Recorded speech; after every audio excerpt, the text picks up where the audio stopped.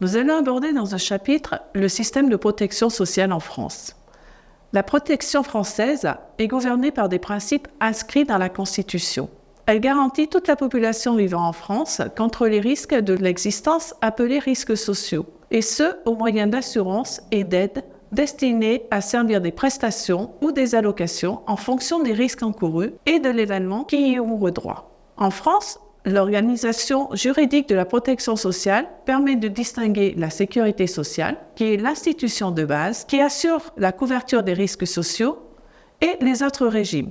Les régimes de protection contre le chômage, les régimes de protection sociale complémentaires, qui comprennent les régimes complémentaires et les régimes d'aide et d'assistance.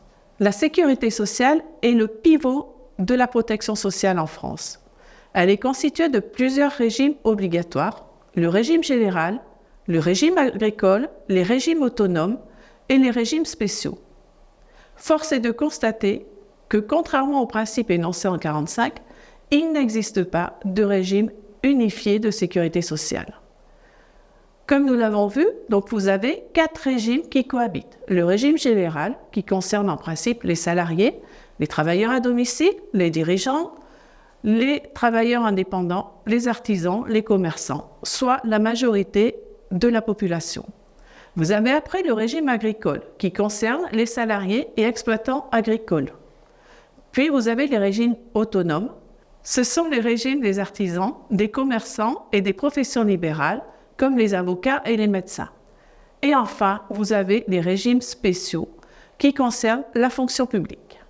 Dans le régime général, vous avez différentes branches. La branche famille, la branche retraite, la branche recouvrement, la branche maladie, accident du travail et maladie professionnelle. Et depuis plus récemment, vous avez aussi la branche autonomie.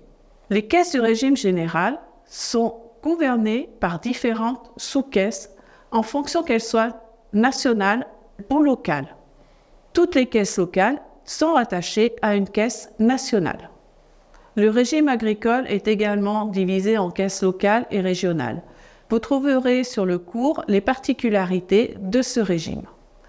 On se retrouve pour le prochain chapitre.